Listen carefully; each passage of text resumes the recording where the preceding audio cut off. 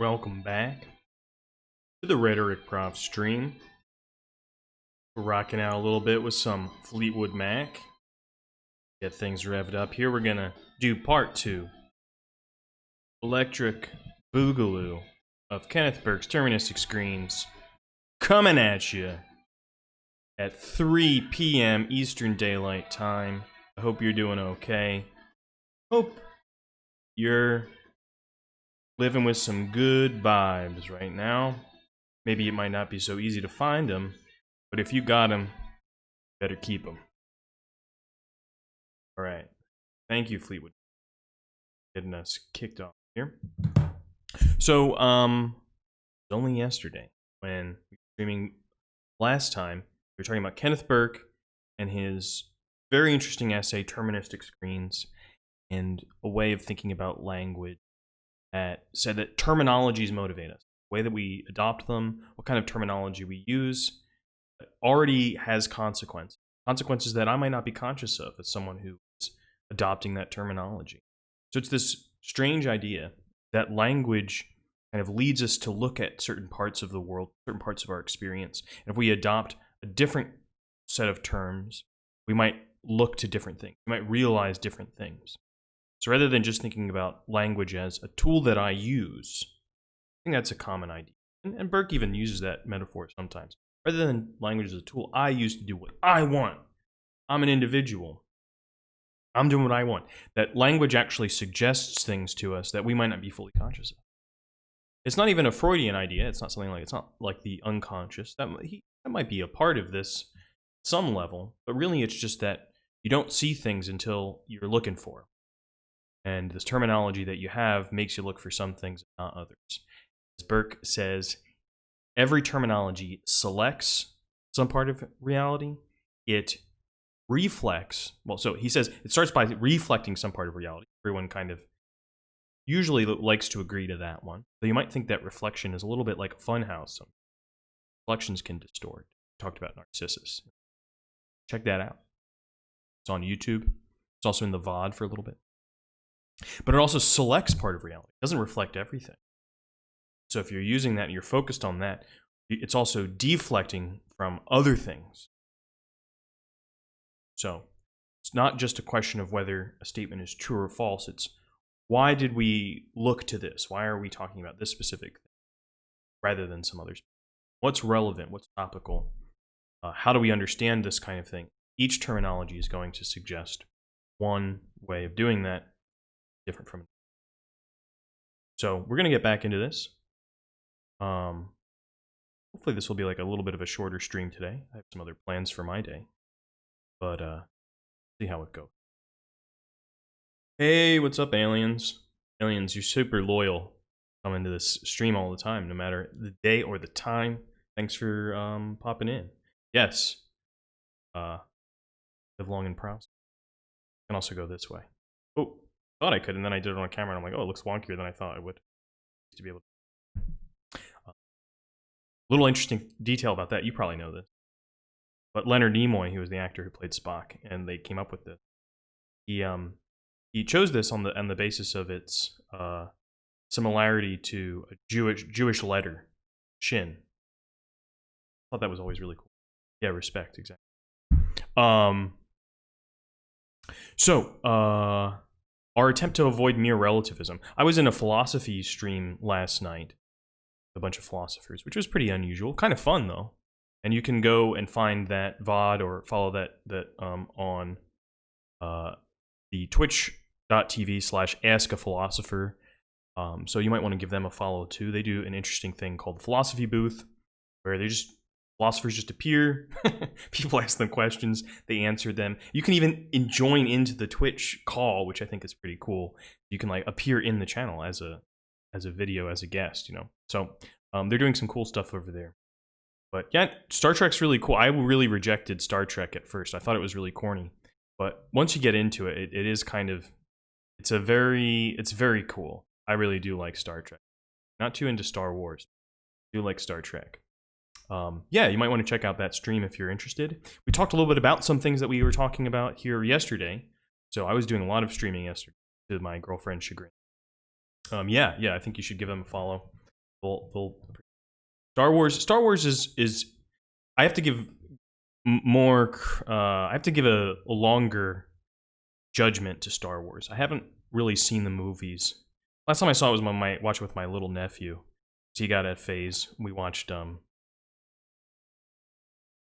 see, I don't even know the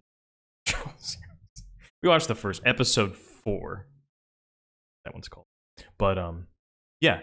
So in that stream last night, they were talking. Someone asked the question, "What is relativism?" And so it's relevant to what we're talking about here, mere relativism. And the answer is basically, well, what's relativism? It depends. It's relative to what you're talking about, which is kind of funny. But their one approach was like, well, there are lots of things that are very clearly relative. My left, what's on my left might be on your right if you're facing me. So this is clearly something that's relative. There are lots of things that are relative. They're really obvious. But most of the times when people talking about relativism, people get angry about it and frustrated about it, or all these various things. I think they're usually thinking about some kind of relativism about knowledge that they think shouldn't be relative, or moral claims that they think must be absolute. So usually it's a term that people use as a term of derision, rhetoric.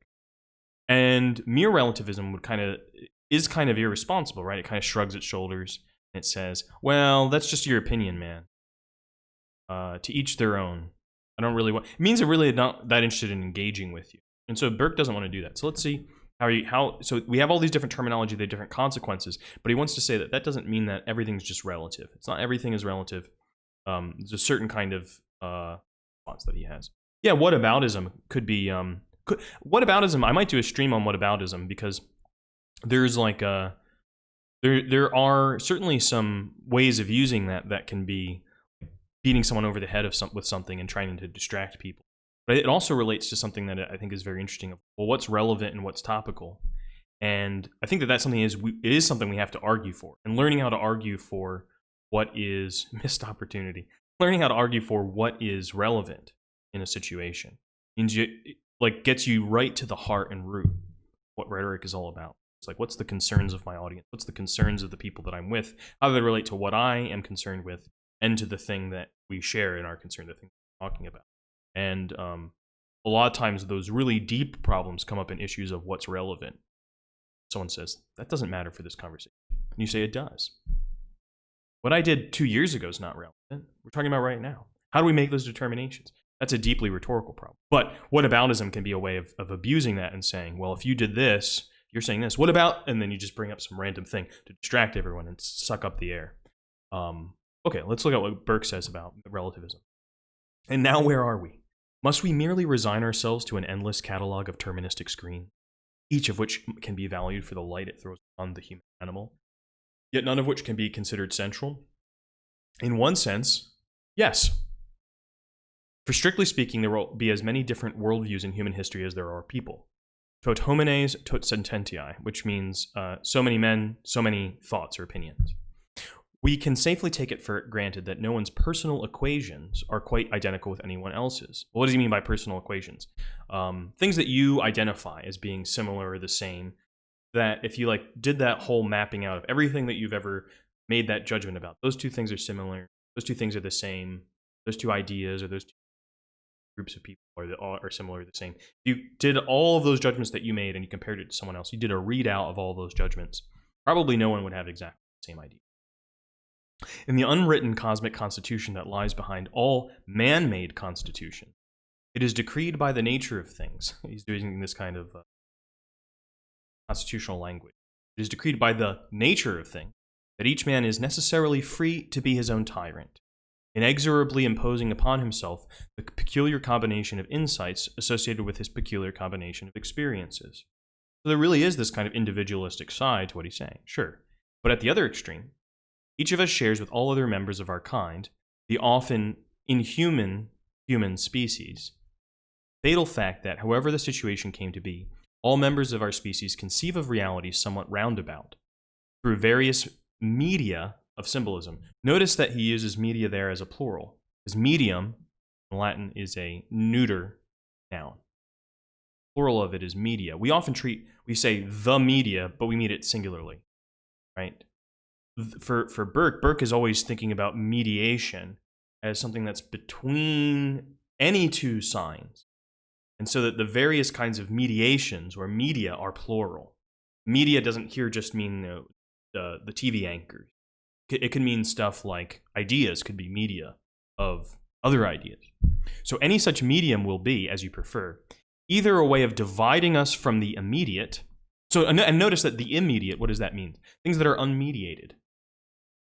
Correct. It's right here. I'm feeling it now. Right through the blood-brain barrier, baby. Nothing in between. But is something that's immediate better than something that's mediated? I think that that's a bias that maybe certain parts of our culture would have. But I think that Burke would say, probably not. Probably the immediate, which maybe with Hegel he would say, the immediate is something that education has to overcome. That if you're kind of stuck in something that's unmediated, you're actually trapped within it. You're not too free to understand it in some other way. So mediation is a way of getting towards greater degrees of freedom, the way that you think, move, act, relate to others, etc. Thereby setting up a kind of alienation at the very start of our emergence from infancy to the state of articulacy, kind of made somewhat misleadingly called the age of reason. Or it can be viewed as a paradoxical way of uniting us with things on a higher level of awareness, or some such. Here again we encounter our principles of discontinuity. So there's a lot to unpack there. I don't want to spend forever unpacking all of the terms. But if we think about alienation, also like the etymology there, alienation, you get alien as something that is other than. The alien is what is other than. Aliens, you know this. You are other than. But why do we talk about extraterrestrials as aliens? Because they're alien to the human. But that's also what people are doing. They are otherizing immigrants, for instance, when people say they are illegal aliens, saying they're other than us. That's the idea. But some kinds of, yeah, you are, yeah. And in some ways, we're all aliens to each other. So, me, the 5-year-old version of me was kind of right about this. I thought I was an alien, and alien is relative. It is exactly relative, right? And that's why it is one of those relative terms, like left and right, alien and idem, alien and the same, or identified together, are relative terms. So, if you're a foreigner to me, sometimes Americans go abroad and they're like, wow, these foreigners are really weird. It's like, you're the foreigner. You're treating a relative term as an absolute. And that's because it got tied up with all sorts of other ideas about foreigners. I can't be a foreigner. Of course you can be. My brother is like a resident alien in North Carolina. Like, that's literally what his visa says. Yeah, resident alien. Yeah. Yeah, it is kind of weird. I wonder if, I feel like that language was probably just official language, but has come to take on another slightly unsavory meaning. In a really cool essay, it's actually a book by this guy named William Empson, who is kind of like Burke and just being a crazy person who read everything. He wrote a book called 7 Types of Ambiguity. And he talks about how words kind of take on these various connotations, how words take on connotations. And he talks about native as doing the same thing, where he's like, native just begins as a way of describing people, can be a native to anything, just talking about where you're born. But because it becomes this term that's associated in colonialism, people, the indigenous people, then it takes on, barbarians is the same way. Barbarian, it's funny because like barbarians in the, after the fall of the Roman Empire, there are all of these barbarian kingdoms. They refer to themselves as barbarians. They have they're like, this is the barbarian legal code as opposed to the Roman legal code, right? So how those terms' connotations take on different meanings does depend upon that social context and what that particular time. So here, I think when he's talking about mediation, again, it's this broad sense of mediation. But this is a kind of alienation that's not necessarily bad. That understanding that you are other, a baby that's like just kind of not fully integrated into experience. It doesn't realize that like the mother's breast is not it. It has to kind of come to the realization that there are things that are other than it. Not that there are just like happy moments and sad moments. And that weird primordial soup of consciousness that we begin in which we haven't yet made the distinction between ourselves and others. Obviously, we wouldn't want to live there, but having kind of come through that process, that alienation can then become something that can be applied to things where maybe we should be more closely identified with our fellow human beings. One of the problems that Burke is concerned about.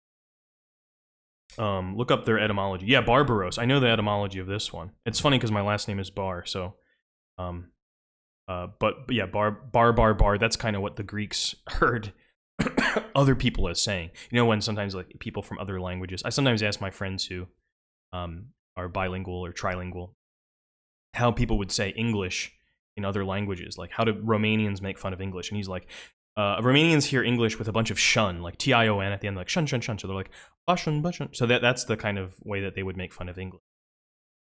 If you have friends that speak a language that you speak, second language, ask them, well, how do people make fun of my language?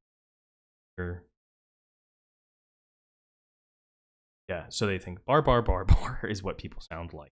Don't speak Greek. The Greeks were not very interested in learning other languages. Yeah, they really didn't do that too much. There's a lot of, some of them did learn what the Persians spoke at the time, you know, but more often than not, they relied on interpretation. Whether such proneness to symbolic activity be viewed as a privilege or a calamity, or as something of both, it is a distinguishing characteristic of the human animal in general. Hence, it can properly serve as the basis of a general or philosophical definition of this animal. From this terministic beginning, this intuitive grounding of a position, many observations necessarily follow.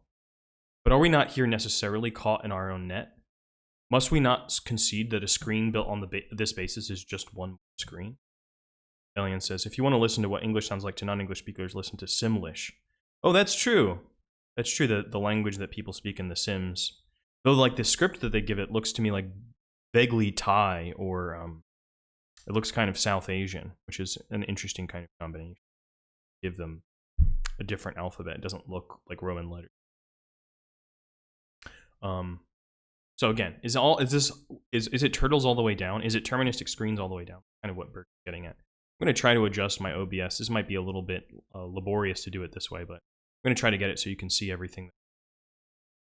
I should just have like not used this browser, but alas, this is just easy.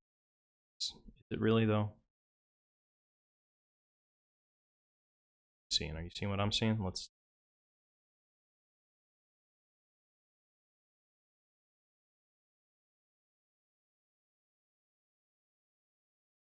Getting closer.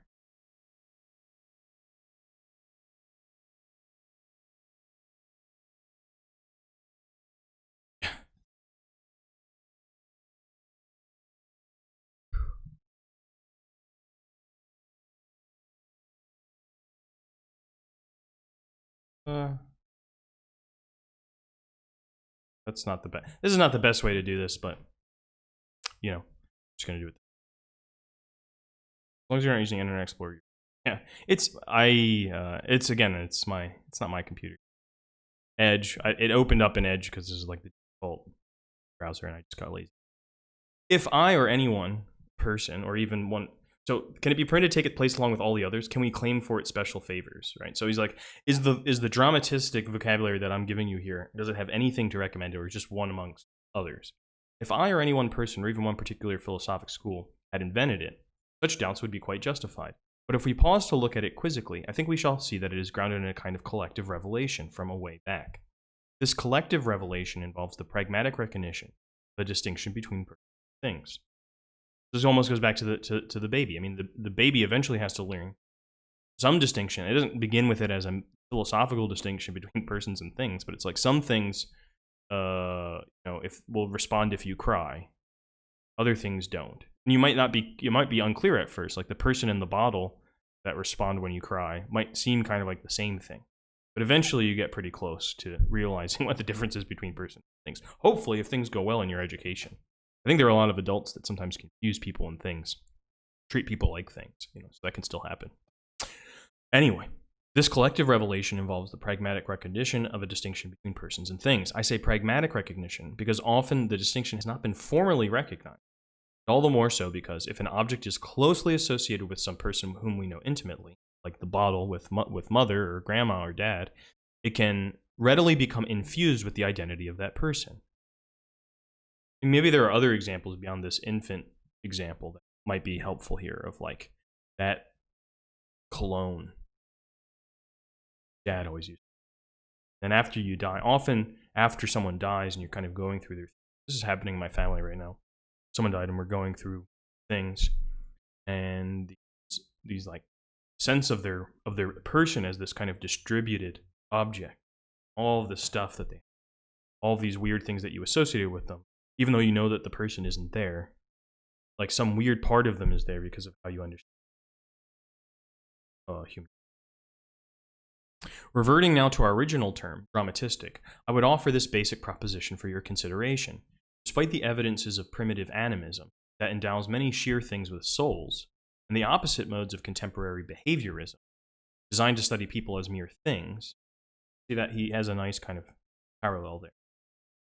So maybe he's trying to create a continuum. There's some kind of like, you could treat everything, every person as a thing, or you can treat everything as a person. But maybe we need to make this more pragmatic distinction between the actions of persons and the sheer motions of things. So if we treat something as an agent, we're really saying that it's acting in some way. There's a great book that I really, really like called Art and Agency, which I think is maybe actually quite a bit better than Burke on this question, but it's a bit too involved and complex to justice to. But if you're interested in this question of distinguishing persons from things and agency, these kinds of questions. Art and Agency by Alfred Gell. That's a book I highly recommend, even if you just read part. The slashing of the waves against the beach, or the endless cycles of birth and deaths in biologic organisms, would be examples of sheer motion. Yet we, the typically symbol-using animal, cannot relate to one another sheerly as things in motion. So my girlfriend was saying earlier today, she was like, I get angry at these doctors that come in and like swipe their COVID pass. They don't even say hello to someone. They're treating them just like part of the machine that swipes their COVID pass. But I think that that might be an example where people are insufficiently treating other people as acting, and they're just kind of seeing them as motion. And that might be a result of the kinds of labor or work that people have, where really they are just kind of an integrated stopgap in a machine process. That might lead us to look to those kinds of people less than people, because they're not acting freedom as we expect people to act. But is it their fault?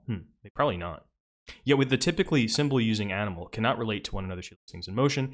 Even the behaviorist who studies man in terms of his laboratory experiments must treat his colleagues as persons, rather than purely and simply as automata responding to stimuli.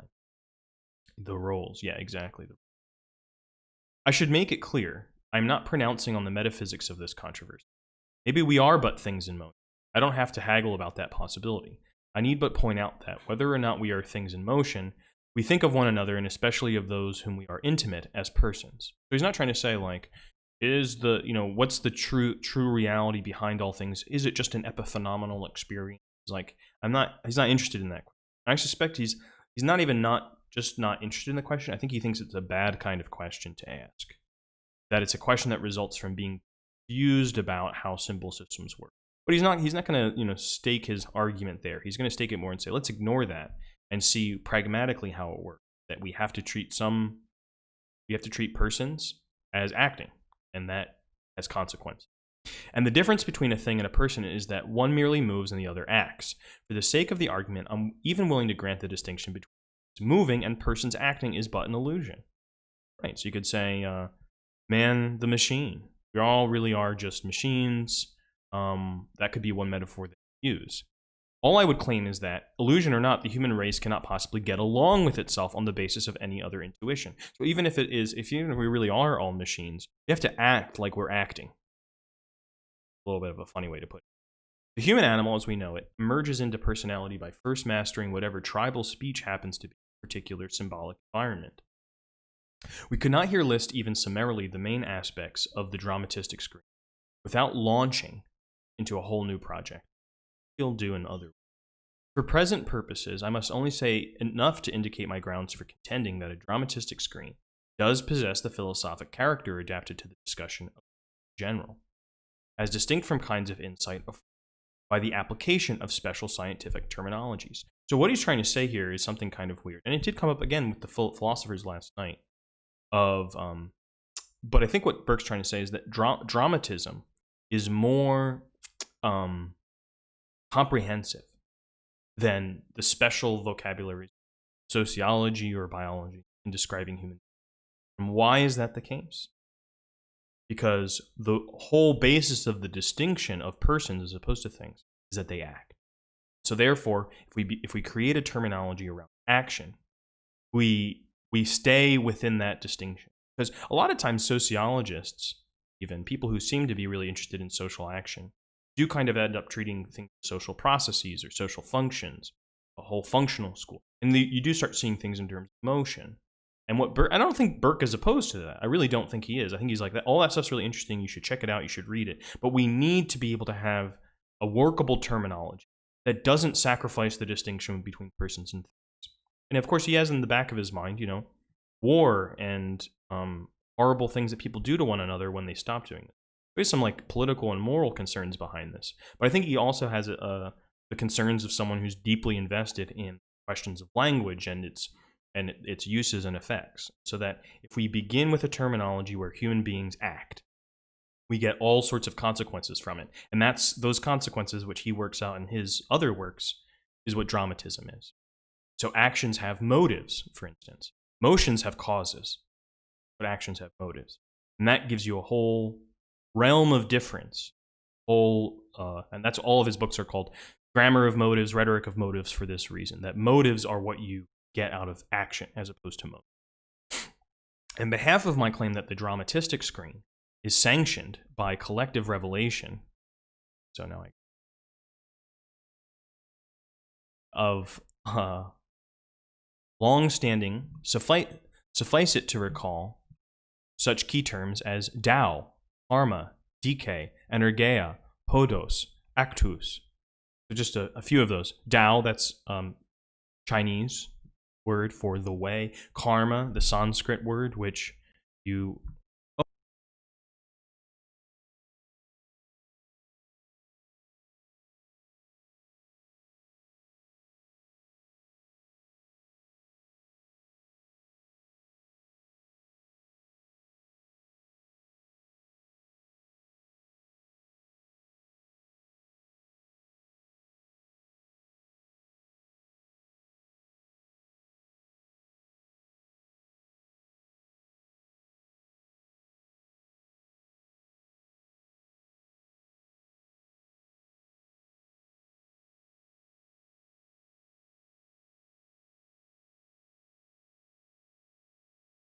Sorry about that.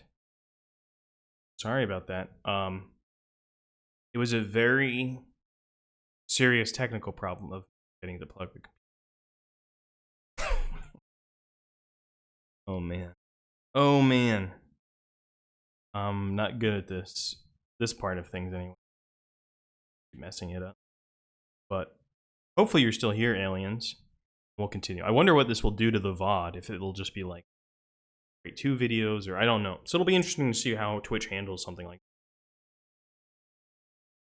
that. Anyway, welcome back to the stream. Let's continue going. So we were talking about these different terms. So these different terms. The way, karma, decay in Greek means justice. Energeia means activity of some kind. All of these terms mean a lot of things. Hodos, where we get meth hodos, go along the road. But hodos means like the way. Actus means quite a number of things. You hear act comes from there. All of them words for action, which we might well add Islam as the name for a submissive attitude, with its obviously active possibilities. So all of these are ways of thinking about. It's a little bit of a weird set of examples. I mean, you have to kind of be like deeply in Burke's way of thinking to get why he chooses these examples. But you can broadly see that he's trying to think that all various cultures, this kind of stands in for a number, world cultures broadly, have different ways of describing the principles or the fundaments of action. That's really what he's trying to get at. Every culture has to have these terms. So he's not just making, dramatism might be his way of thinking. Every culture has this because of this distinction between action and motion that is pragmatically fundamental. The Bible starts with God's act by creative fiat. Let there be light. Contemporary sociological theories of role-taking, this goes to what your point, Alien, role-taking as one way to think about it, fit into the same general scheme. Terms like transactions, exchange, competition, cooperation are but more specific terms for action. They're kinds of action. And there are countless words for specific acts: give, take, turn, give, take, run, think, etc. There are the contemporary concern with game theories. So this is kind of becoming posh or faddish around Burke's time. I think now game theory is just another course, particularly distinctive about it. But for him, I think it was like in the air, in the mix at the time. Is obviously a subdivision of the same term. Add the gloomy thought about such speculative playfulness now is usually concerned with war games. So we're playing all these scenarios of action out, games of war. But in any case, the concept of such games must involve, however fragmentary fashion, the picture of persons acting under stress. And even when the game hypothetically reduces most of the players to terms of mere pawns, we can feel sure in advance that if the game does not make proper allowance for the human equation, the conclusions when tested will prove. And I have the same intuition as Burke on this, that whenever you kind of come into a terminology that's supposed to be about humans, be about human action, but it doesn't really seem to reflect, its terminology doesn't seem to reflect that human part, that, it might be really sophisticated in certain ways, but it's not going to work. It's not going to work too well. Or the way it's going to work will ignore a lot of suffering that it will cause when it's applied broad. That's my feeling. The thought should admonish us. Often it is true that people can be feasibly reduced to terms of sheer motion. So you can't talk about people, just movement. Why not? That's what do insurance agents do all the time? If you look at an actuarial table, actuaries are looking at all the various variables of human life and action and decision, but they're looking at it from the place of just like statistical probability. Your credit score might change on you, and it's like, well, yeah, not really about your decisions, what you're doing, but statistically what that would mean, what becomes more likely on the basis of your decision. So it's not really a decision. They're not concerned with it as a decision. They're more concerned with it as a new data point. I read of the first German attacks against a Belgian fortress in World War I. The point was simply this: the approach to the fortress was known to be mined, and the mines had to be exploded. So wave after wave, human flesh sent forward as conditioned cattle get blown up until all the mines had been touched off. So the way of detonating these mines, let these young boys die. Then the next wave, or the next 2 or 3 waves thereafter, could take the fort. Granted, that comes pretty close to sheer motion. Doubtless conceived best war game tradition. So you can hear Burke's indignation, irony, but here irony disguising a very righteous anger against the disastrous consequence, what we now call one, but which in its own time was called the war to end all war. Basically, the dramatistic screen involves a methodic tracking down of the implications and the idea of symbolic action, and of man as the kind of being that is particularly distinguished by an aptitude for such action. To quote from Webster's Third New International Dictionary, which has officially recognized dramatism in my sense of the term. Well, that must have been a nice feeling for me. I got in the dictionary. As treated schematically in my Grammar of Motives, it is a technique of analysis of language and thought as basically modes of action rather than as means of conveying information. But note that such an ism can also function as a philosophy of human relations. Now he's like, all right, he's feeling his oats. He's like, now I'm in the dictionary. I can extend my claims here. He's kind of like, yeah, maybe I am a philosopher. Huh. The main consideration to keep in mind, for present purposes, is that 2 quite different but equally justifiable positions are implicit in this approach to specifically human motivation. There is the gloomy route of this sort. If action is to be our key term, then drama. For drama is the culminative form of action. This is a variant of the perfection principle discussed in the previous chapter. If we're going to talk about action, it makes sense to use the metaphor of that's his claim there. It's not too complicated. But if drama, then conflict. And if conflict, then victimage.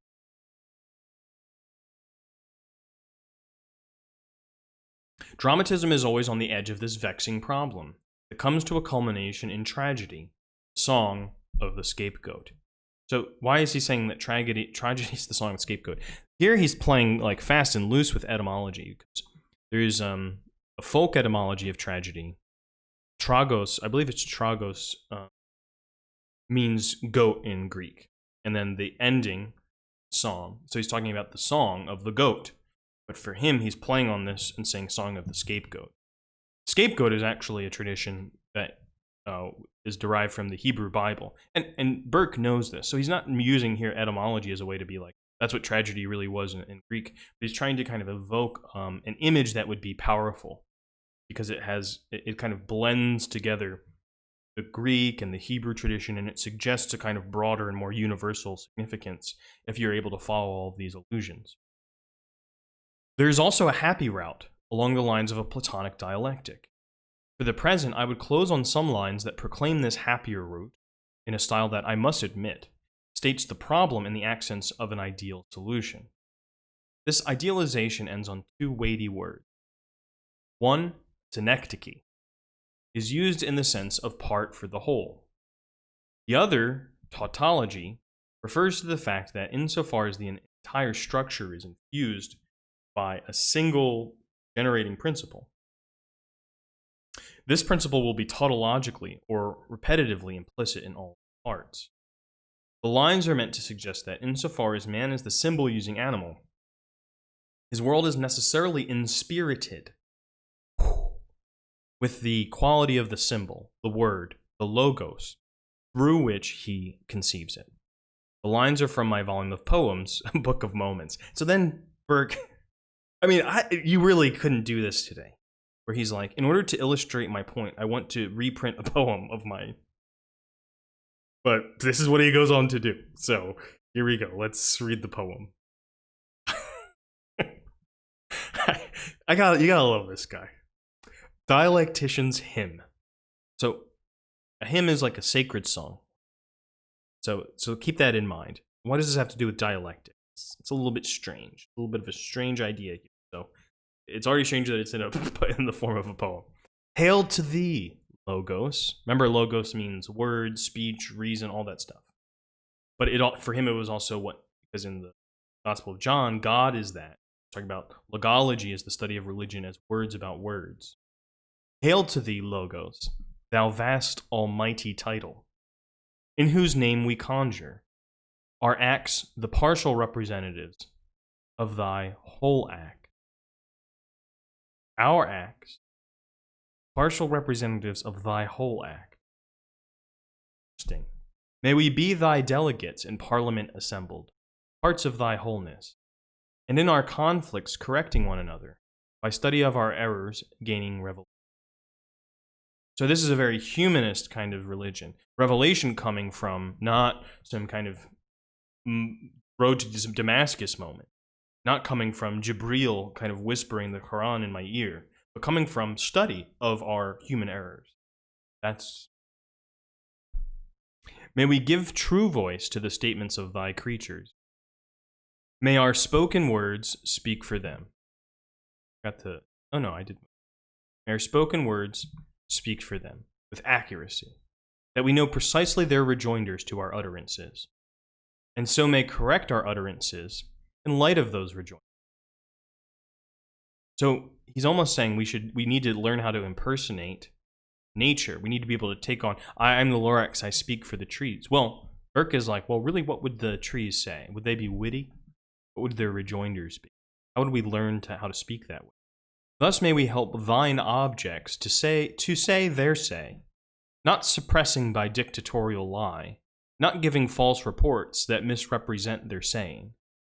I think that Burke here is kind of thinking of a way to humanize science. Science thought of its way of like how to let the other things speak, how to let nature speak. Maybe it would look a little less like preparation for war. That was for him the kind of dominant mode of science in his day. I wonder if it's changed. If the soil is carried off by flood, may we help the soil to say so. If our ways of living violate the needs of nerve and muscle, may we find speech for nerve and muscle to frame objection, whereat we, listening, can remake our habits. May we not bear false witness to ourselves about our neighbors, prophesying falsely, why they did as they did. May we compete with one another to speak for thy creation with more justice, cooperating in this competition until our naming gives voice correctly. How things are and how we say things are one. How things are and how things say we are, how we say things are one. And that is one ideal of science, isn't it? But usually it's not about saying. For Burke, it matters that saying. Let the word be dialectic with the way. Whichever the print, the other the imprint. Way here, the Tao. What is that? A little mysterious. Why it's in a. Above the single speeches of things, of animals, of people, erecting a speech of speeches, and above this a speech of speeches, so on, comprehensively, until all is headed in thy vast almighty title, containing implicitly what in thy work is drawn out explicitly in its plenitude. I think a lot of people find this really what's obnoxious and annoying about literary types. You're just talking about other books. You're writing about other pieces of writing. You're talking about. And Burke is celebrating that as one of the great powers, the kind of infinite power of logos. This something we should celebrate. And may we have neither the mania of the one nor the delirium of the many, both the union and the diversity. And we can here see this is where the dialectic part comes in. It's not union or diversity, it's union and diversity. Ellison, in The Little Manichee Hall Station, says a lot of the same stuff. He was reading Burke. Burke was reading Hegel. There's a big, long tradition here. The title and the manifold details that arise, as that title is restated in the narrative of history. Narrative of history. Is history just the past? Is it just what happened? Is it a story about the past that we have to tell ourselves? Or once again, reliant upon the terms. Not forgetting that the title represents the story's sequence, and that the sequence represents the power entitled. For us, thy name a great synecdoche, thy works a grand tautology. There's a lot in this little hymn, but I think the purpose of him putting it as a poem, to allow you to come to your own interpretations about the piece. I think the poem sums up everything that's in the piece. So if you're confused about the poem, read the piece. But if you are confused about the piece, maybe read the poem. That would be my gloss on that. So then he has, as he always does, leaves all the best stuff in his comments. I'm wondering if I should even read it, though, because this is all highly, really specific stuff that is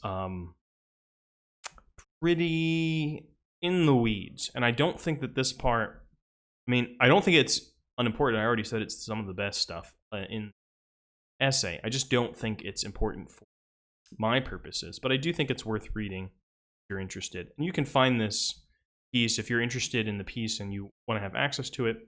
You can join my Discord. I'm going to drop the link in the chat right now. You can join the Discord, and I'll be able to come in as a Twitch rando if you.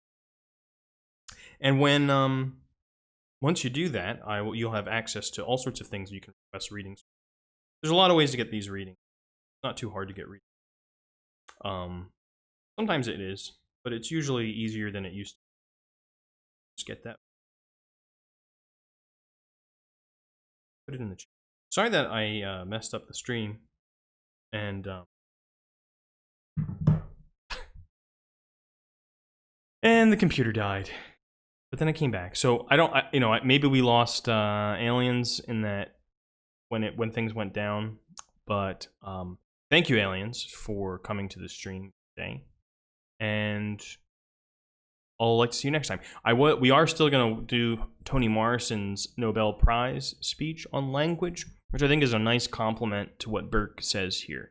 Toni Morrison's reflections on language are even more poetic, you could say, than what Burke ends up doing here. But I think she shares some similar concerns, and she just has a slightly different angle, slightly different take on it from someone who was winning a Nobel Prize in literature. So they probably know something about language, I would expect. So we'll read her on the next stream. That won't be today. That might be tomorrow. It depends. Stay tuned. Join the Discord. Get updates. Follow the channel. And I'll see you next time. Thanks for coming.